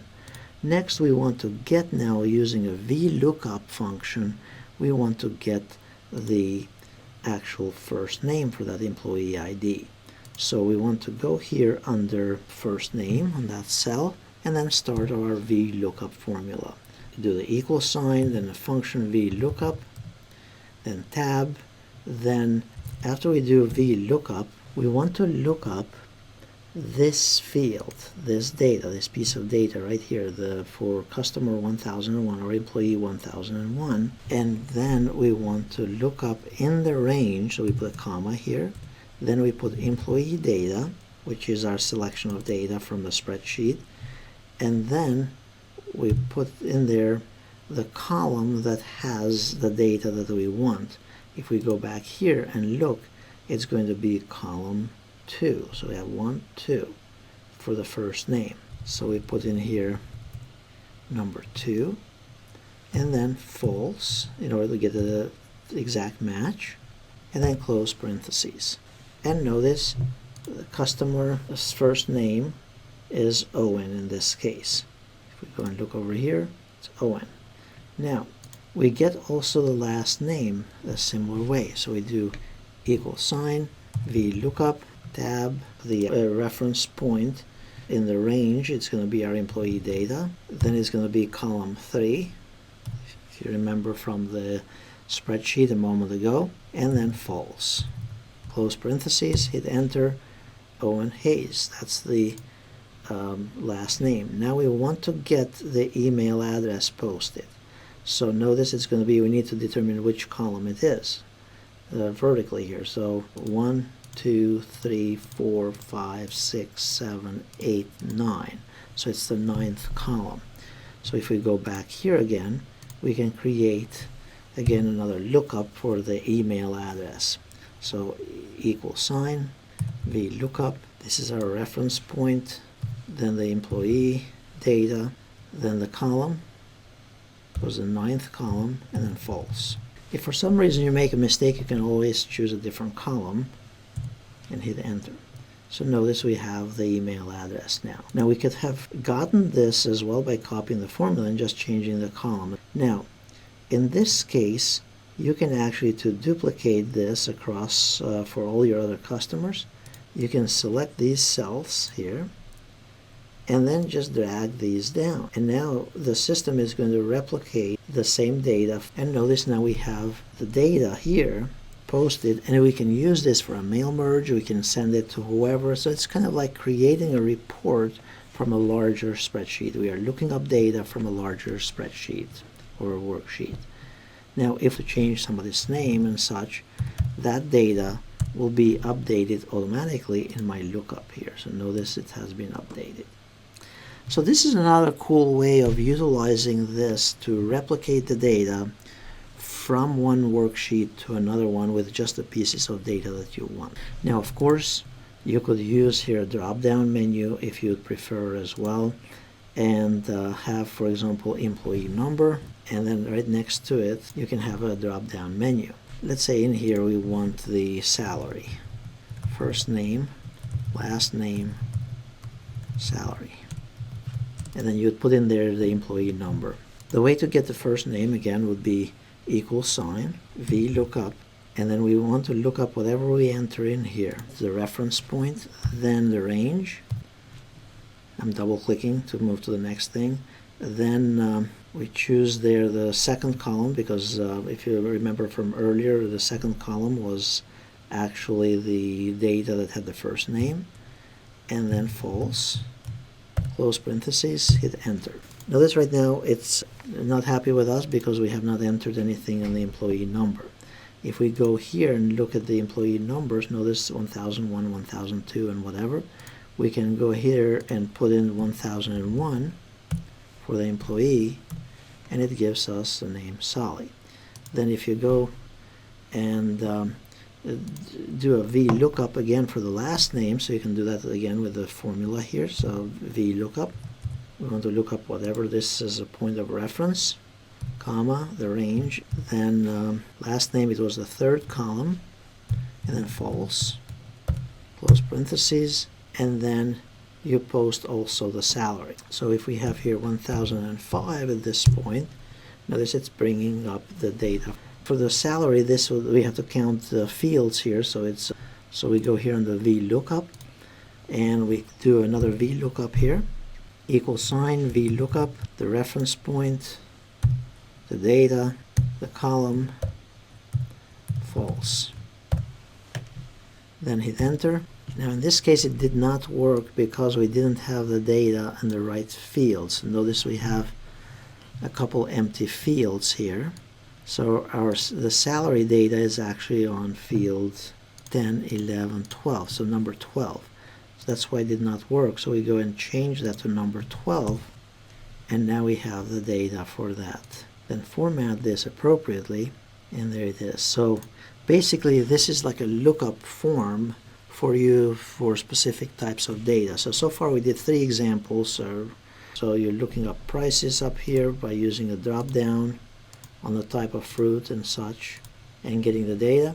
We looked up specific columns of data, and we built a new list using data from another sheet. These could be account numbers and such. And then this other example here was entering a specific employee ID. Another final tool here would be this example. So let's say we have the April expenses or donations, and then we go to, and we got some additional data for May donations, and we want to kind of merge those. So one of the ways to do that would be just copy this data and create another sheet with the May data here. And we can just refer to this as May. You can also select this data here, and that whole range of it, just call it May. Now here we want to the May donations. So we are merging the data from two separate sheets in this case. And we do VLOOKUP. The column or the field that we want to look up is this right here. Then the data that we want to look up is basically what was in May, that whole set of data, so we named it May data. And then we want column 2 because that was the donations for May in the May worksheet. And then we say false. Close parentheses, hit enter, and notice for the first one it's saying not applicable. So the reason for that is because Tracy course does not exist on this May sheet. Now if we replicate this or we use the autofill feature, notice it's posting the donations from May. So for example, notice Denise, she donated $30. If we go over here, that's $30. And then we can format this in currency and clear that out. That doesn't have any data. So that's how you can kind of merge multiple data sources or sheets to build a new one by looking up the data on various other ones. In this last example, we are going to learn how to use VLOOKUP, the closest match, and that is utilizing the true option here at the end of our formula. In this example, we're going to use determining commissions for our sales individuals, and this has multiple other uses as well. It's important to note here is that first we have to have a commission table, so we're going to determine what the tiers are, and then those numbers here as well need to be within the specific ranges. Let's go ahead and test this. Also, these numbers need to be within an increasing number. They need to be in a sorted order, basically. So here we have the individuals and their sales for the month, and then we're going to post in here via VLOOKUP their commissions for that specific month or the sales. First, our data range that we are going to use as the searching criteria to compare it against, let's first name that as a named reference. And you can name that to whatever you want. Now at this point, we are going to enter the formula over here. So basically, we're going to look up the values that are in here as a point of reference. And then we're going to compare it against the values in our commission table and then have the system determine what commission they will receive. And we'll do this, of course, with a VLOOKUP function and using the true option, getting the approximate or the closest match. So we'll do the equal sign, VLOOKUP, tab. This is our starting value, our point of reference, basically, the value that we are going to compare. And we're going to compare it against this range over here. We called it earlier commission range. Then we are going to have the system post what's on column 2. So this will be our payout rate. So that will be in column 2. And then the function here is going to be an approximate match, because unless we specified 50,000 or 100,000 and such, it's not going to work otherwise. So we're going to use here the true function. Or you can double click here on the approximate match, true, close parentheses, hit enter, and now we have here the value for VLOOKUP for Melissa. Her sales were higher than $200,000, therefore her commission is going to be $400,000. Then of course, we can format this range into currency, and then instead of doing this VLOOKUP for all the other cells, we can just use the autofill feature, and now we should have the determination here for all the commissions for each individual. And that's how using VLOOKUP for determining the commissions works. And also, this is utilizing the true function, because the other examples that we utilized were using the exact match. This is the approximate match from the specific range. Now, of course, if their sales changed, so let's say she got only 110,000 in sales, notice her commission will change as well. In this session, I'm going to demonstrate how you can use predefined drop-down lists as somebody or your assistant, or you're entering data in Excel, so that the data that you entered is consistently spelled and it's consistently listed correctly based on a previously defined list. So in this case, let's say we have a sales rep and you have 4 or 5 salesmen. and you're constantly entering and re-entering those names, and you want to make sure that those names are all the time spelled appropriately. So what you can do is, and you can use this for products and other things as well, what you can do is, in another sheet in your spreadsheet here, you can just create the names, define the names. So we have Hubert, Mark, John, Samantha, and Mimi, and so on. So now here, when you're entering it, you want always Hubert to be spelled correctly, or to have a drop-down list of names. So we have this column here. So we click on data validation, and we choose data validation here. And then under what to allow, right now it's to allow any value in this column. However, we can go here under choose and choose a list. Only a list of predefined names can be allowed to be entered in there. So then we go here and it's saying, where is your source? Where is your list of data? And then you go to the sheet that has the list of names. In this case, it's sheet number 4 for me. And we go over right here. Now you could pick a little bit of extra space here so that if you add another name in the future, you have the capability without having to change the design of the spreadsheet. You can leave some of blank areas here. So then we click OK. Notice we are back to sheet number 3. So now we are entering sales reps. Instead of you typing Tom, notice it doesn't allow you to do that here. So now you have this drop-down list. You have Hubert, Mark, John, and so on. So we click on Hubert, and then you put the date and the item and all that type of stuff. So you can customize that for the next one. So you go to the next one, and so on. Now, if for some reason you wanted to add another client or salesperson, remember we specified a couple extra cells here. So we go here, we added it on the list. Now we go back, and over here, Jonathan is listed as one of the salespeople. In this session, I'm going to demonstrate how to use one of the simple but yet important features in Excel, particularly when you're using a lot of data that you want to navigate. For example, let's say that we have this data file, and as we scroll down, notice how we lose track of what the headers are here. Also, as we move from left to right, notice that we lose track of what the first column is. The question is, how can we make it so that actually the header and the first column stay put?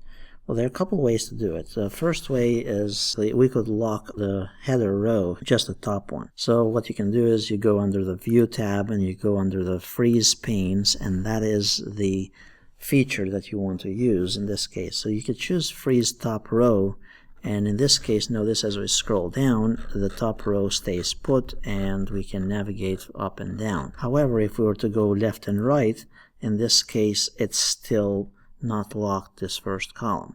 So to correct the problem, what we do is we go here to the very top again, and then we click right below the first row that we want to keep locked, and also to the right on the next column for the column that we want to lock.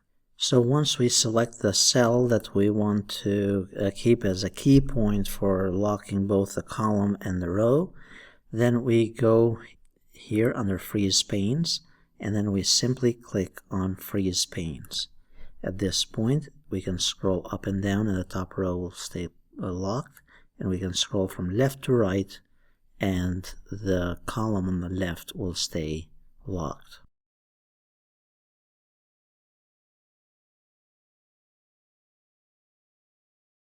In this session, I'm going to demonstrate how to set the print area in a worksheet in Excel. Typically, in a Word document, you press print and either the whole document prints out or a selection or a specific page prints out. In Excel, it's slightly different due to the spreadsheets being quite large, and typically a worksheet can contain up to 1 million records. So if you wanted to print only a specific area of your worksheet, you need to set what's called the print area. Right now I have not set the print area yet in this one, so if we wanted to look as to what it will print out or look for printing, if we go here under File and then choose Print, this is how it will print out, and it's going to print those pages just like that. But suppose I want only a specific chart or a specific area here to be printed out. In this case, what you have to do is go and select the area that you want to print out here. So let's say I want only this portion right here to be printed out. I can simply select this, then go under Page Layout, and then choose under Print Area, and then click on Set Print Area. And at this point, if I go to File and Print, notice that my preview, it'll print only that specific section. Now to clear the print area, for if you do not need that any longer, you click here on Print Area again, and then choose Clear Print Area. And then you'd have to set it again for other pages or other sections of your worksheet. In this session, I'll briefly show you how to link data from an Excel spreadsheet into a Word document for the purpose of reports and so on. So there are a couple ways to take data from Excel and then utilize it in Microsoft Word. So we go to Word, and let's say this is my report. Let's say I have to do this report monthly, and I have to take data from Excel and put it in my report for whether it is expenses or it could be whatever else. So one of the ways to get the data from Excel into Word is by clicking on saving this, so copying it from Excel, and then I'm right-clicking and choose Copy, or Control-C, or however you copy stuff, or click on Copy and Paste up here. And then I go back to Word, and then I'm going to paste it. Now notice, by simply pasting it in Word, it does not look anywhere close to what it was in Excel. Of course, I could go here and choose to use the destination or the keep the source formatting. So that's one way. It's not the greatest way. Now you can actually link the data with the Excel. Once you link it, as the data is updated from time to time from Excel, from your assistant or whoever else, that report, it's always up to date. All you have to do is open up the document and it will be up to date. For that to work, you go into Excel, select and copy the data. Those bars were there because I had copied it from before. Now we go back to Word, and we click here under Paste, but instead of just choosing Paste, we are going to click on Paste Special. And then we're going to paste it as a link. So we are going to link it with Microsoft Excel. So basically the data is not really residing. It's of course posted in the document, but it's linked with the Excel document. So I'll demonstrate in a moment here. Since we pasted it, we can assume that the report is done. We're going to save it. And we're going to save it on the desktop. I call it this my monthly report. Now a month has passed by, or whatever time has passed by, and let's say my training expense for January in the previous report was $100 before. Now I'm going to make it $123. Now if I go to my document, and let's say I'll save it, now I go into my report. Double click on it. Notice the first thing that you'll get is it says this document contains links that refer to other files. Do you want to update this document or the data from the linked files? It's saying it's linked to Excel. Do you want this to be updated? So I say yes. But notice the expense for January for 123 has been updated. So the idea is that whatever you change here in Excel as you're keeping track of things, it will be automatically posted and linked with Microsoft Word because we linked that data earlier. So if I go into Word, close it, and then save the Excel changes that I made, open it up again, say yes to update it, notice even the formatting has been updated from Excel. In this video, I'll demonstrate how to import data from a CSV file or a text file. The CSV files are used quite a bit in larger businesses and corporations for transferring data between systems. It's a common file format that is utilized for transferring files. This is an example of a CSV file. It's called CSV because it's comma separated values.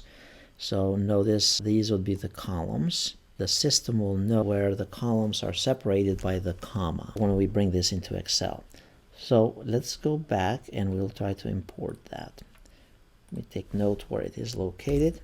Now the way you bring it in is by clicking on File, click on Open, and then go and find the file basic. So we'll go under My Computer or Computer, click on Browse, we'll go under Downloads, go wherever it is located, and we're going to choose here to show us all files. So notice it's Invoices List. Double click on it. Now you'll be presented with this wizard. So we are telling it, okay, it's text delimited. Usually you'd know that by wherever you got, of course, the file to tell you whether it's comma delimited or tab delimited. It could be either one of them. Now you check this option here for My Data has headers. What that means is that the first row of your data actually has the labels as to what that column stands for. Then we click on Next. Then we tell the system that this is comma separated values. So the commas are what separate each field. If it was tab delimited or semicolon delimited or something else, you choose that. But most of them are usually comma separated. Then you click on Next. Then you could specify additional types of formatting here. Usually it's not necessary. And then you click on Finish. Now at this point, that data from a text file has been imported into Excel. And notice I'm double clicking between the columns to make them fit correctly. Notice it's much cleaner. And now you can tinker with this data. You can create charts. You can create whatever you want to create, filter it, and all that type of stuff. You save it, it's done. Let's choose Save As here. Browse where we want to save it. And then we don't want it as tab delimited. We want to save it as an Excel file. So we go here under Excel Workbook and give it a name. It's going to name it listed as Invoices List, which is fine. And now it's in Excel format, just like any other Excel spreadsheet. Now at this point, if for some reason, let's assume this is a spreadsheet that you created in Excel. Now you want to send it to somebody in comma separated values, very similar to how we got it earlier. Now we click on File, choose Save As, and then click on Browse. Under this, the Save As file type, this is where you tell it that it's going to be CSV, comma, delimited file. Click on CSV, give it a name, and then click on Save. And you want to keep using it, say yes. If we were to go back to that folder, notice it's with commas. So that's how you bring a file in. You bring it in from CSV and you export into a CSV.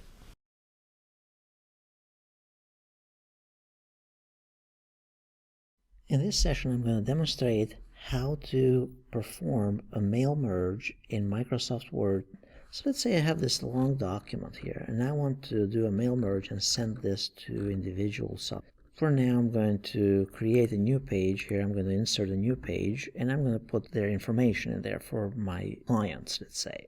So in this case, I'm going to go under Insert, and I'm going to insert a page break, so just so that I have a blank page here to start with. And then in here, I'm going to make it so that this document can be customized for each individual. It has their address and their name and some kind of information as well. And by the way, this doesn't have to be a document like this. It can be a blank document, a letter that you sent. It could be invoices. It could be whatever notices that you send out there. It's very similar to letters that you receive from various companies out there that have your name on top of it. You have to have a document in Word, and you have to have an Excel document as well. And that's best to use Excel. Let's assume this is the list of my customers. I have their first name, last name, the street address. Of course, this is all fictitious, zip code, and then a bunch of email addresses. And you could have also comment 1, 2, 3. So this would be customized, personalized comments. So this is what the comment that I could write, for example, for customer 1. Now, customer 2, I would say, Now, one key thing to remember as well as you build your list in Excel is that the first row here needs to have the field names, or it's best to have the field names. So first name, last name, telephone, street address, and keep those separate as well if you can. Keep as many fields as you want here, or columns with comments, because you can utilize this for multiple mail merges. And the way you'll be doing it is that you can link the same data file, and you keep on updating this from month to month, and you link it to the same report or the same mail merge that you do for your customers. So in this case, let's say we are all good to go here. We have maintained this list. This is our customer list, and so on. Notice that the tab here on the bottom, it says customer. So now I'm going to save it. Now in here, I want to create a new mail merge. So I go under mailings, and then I go under start mail merge. And the best thing to do is, or what I'd suggest that you do is, click on step-by-step mail merge wizard. In here, notice that there is pane in the right-hand side shows up, and it asks you, do you want to create letters, email address, email messages, envelopes, labels, and so on. You can do emails, and that's a powerful feature, and I'll try to demonstrate that in another video here, or actual letters like the old days that you used to do, print them in a paper and stuff them in an envelope and send them and that type of thing. So for now, we're going to learn how to do letters. We click on next step to start the document. It says, do you want to use the current document that we have opened here, or do you want to start from a template, or do you want to use an existing document that you have from some other time? So I say I want to use the current one, and then the next step here is to select the recipients. Now it says, do you want to use an existing list, or do you want to create a new list? In our case, we are going to use an existing list, that Excel file that I opened a moment ago. Also, you can use Outlook if you use Microsoft Outlook as well. Now, type a new list. You can do it from here from Microsoft Word. However, I'd recommend create a list in Excel if you're going to have to create a new list, because it's much easier to manage in the future and update. So we click here on use an existing list. We click on browse, and then we have to find the file. And this is my customer list for the mail merge. I click on open. That's my Excel file basically. And here is my customer table. Notice there are two sheets in there, but I want to use, remember I mentioned earlier, customer. Click OK. You could also sort them a certain way if you wanted, so you can sort them alphabetically by first name, by last name, and all that type of thing. And then you can also filter them if you needed to. So let's say you want only by a specific zip code or by a specific criteria and so on. You could basically simply click on filter and choose the field name. And let's say here's a zip. And you would say zip equal to some number or greater than some number and so on. So in this case, I'm going to cancel that. You could find duplicates to avoid sending duplicates. And then you simply click on OK here. At this point, we are ready. We have told the system that we're going to use the existing document and an existing list. Now the next thing it says, write your letter. Now in my letter here, it's saying, well, put in your address block. I could put this by clicking on it, or we could insert the fields manually. I would recommend that you tinker with it manually. So you could say, dear, and then choose here the insert field option. So dear first name. The computer will put the first name in there. Then you go to the next line, and then you start writing your letter basically. In here you could put their address. We click here under insert field, first name, space, last name, and then insert field, street address, city, comma, state, and the zip. Now those look coded, but computer is going to pull them one by one and match them with the Excel spreadsheet, so don't panic on that. Now in here you would write your letter. You'd say below is the annual report for your investments. You could also insert here, remember in Excel we had a comments field. You could put a comments field in here. Now at this point you'd put your name there.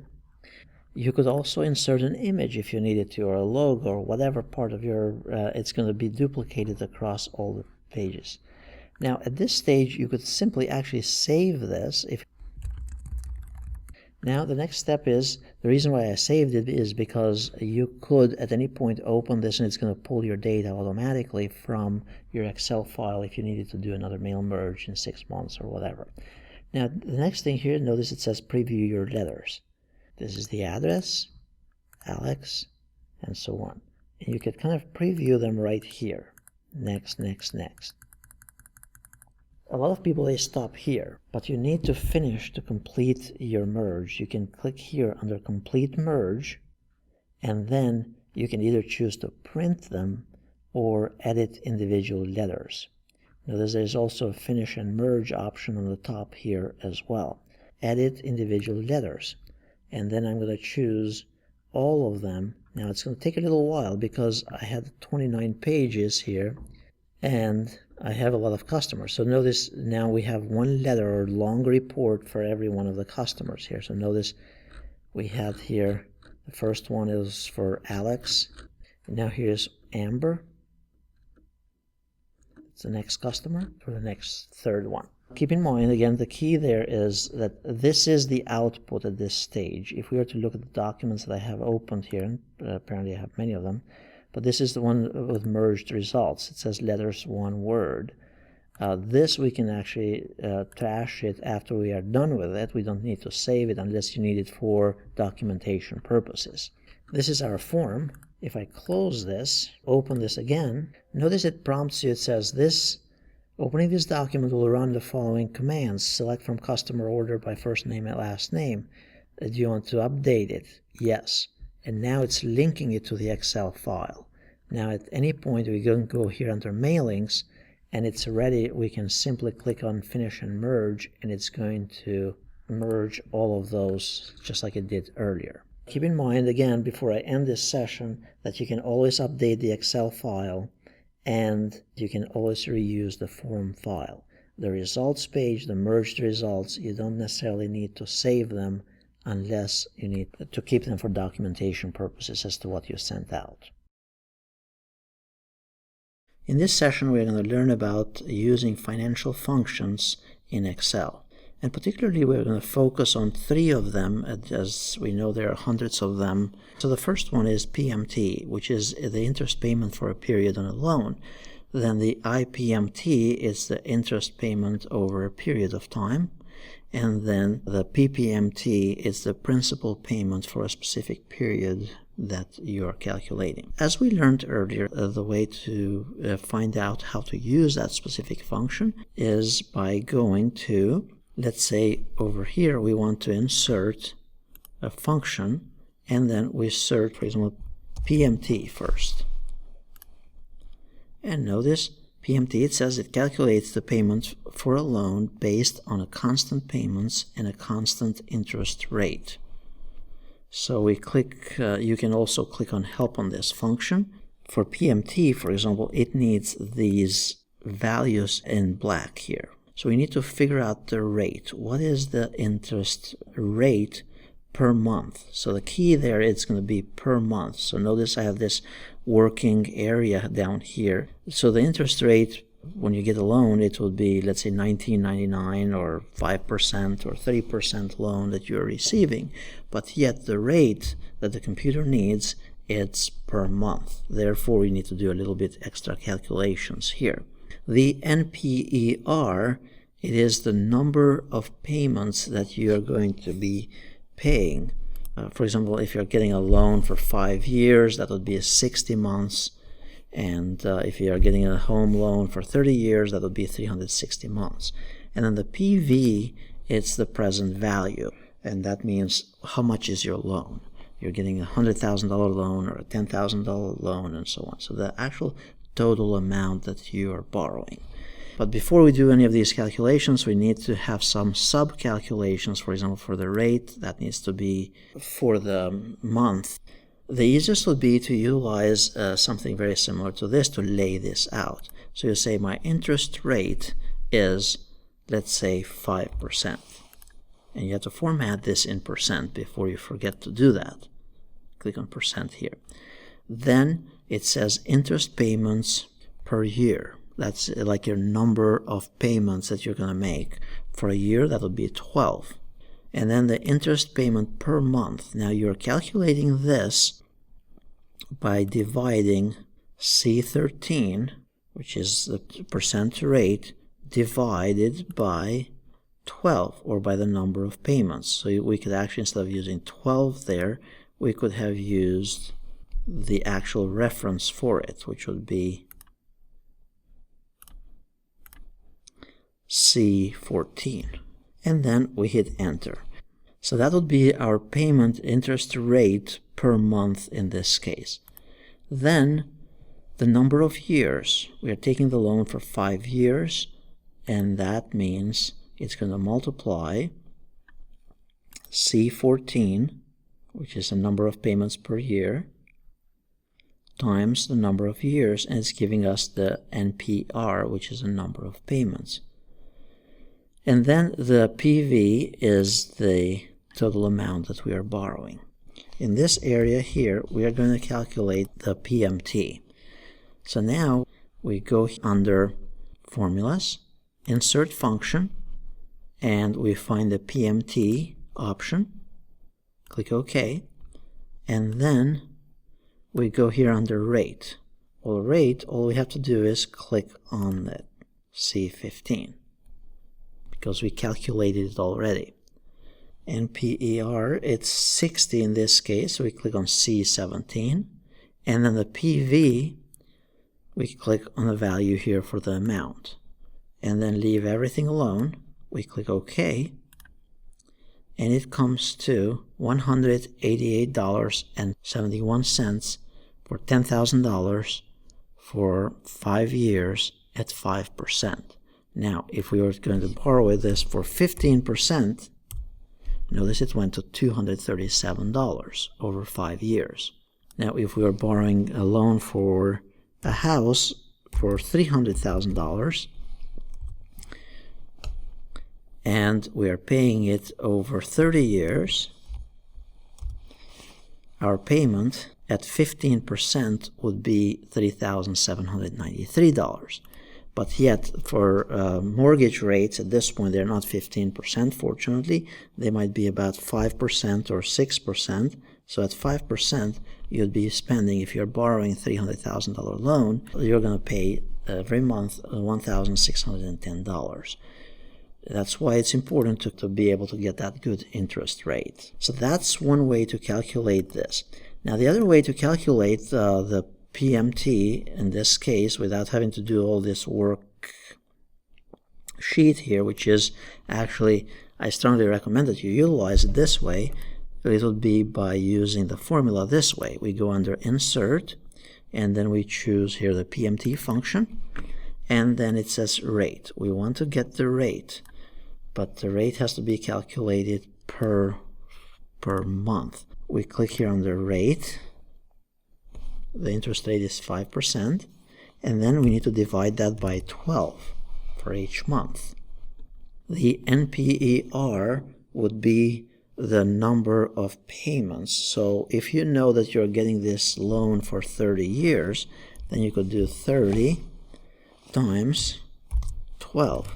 So you're saying there are going to be total number of payments for the loan. It's 30 times 12, 360. Then the PV would be the present value, the amount of your loan, and then you hit OK here, and we get the same value. So this is a little bit more work to set it up initially, but it's more useful in the long run. This is quicker to get it going, but you're embedding specific numbers and values within the cells. Interest payment for a particular period. That means that we want to know how much interest are we going to pay on that first payment. Our payment was $1,600 per month. Now we want to calculate the interest that we are paying for that first month. So we go here under, and we find here IPMT, and then click OK. And then we want to figure out what the rate is. So the rate, fortunately, we're going to use this worksheet that I have prepared, or you can do the calculations like I showed you earlier. So we have C15, that's your rate. The PER, it wants to know the period in which you want to find out your interest rate, what you're paying for interest on that period. So in this case, we said we want to find the first payment that we make. How much are we paying on interest? So we put just number 1, first payment. The NPER here, it would be the number of total payments. And then the PV, it's actually the value that you're borrowing. Then we go here and click OK. And now notice that on the first payment, if you're borrowing $300,000 at 5% for 30 years, on the first payment you're going to pay $1,250 in interest. If you're going to change this to the second payment, notice it's probably going to be a little bit less, $1,248 for the second payment.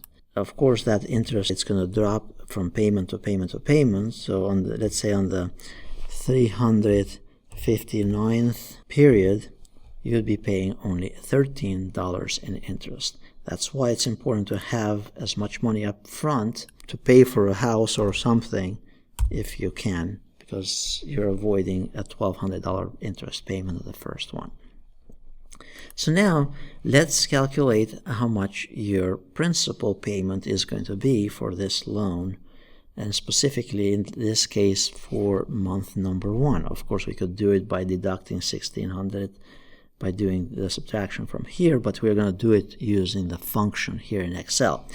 So the way we do that is by going here under the insert function, and then we want to find the PPMT.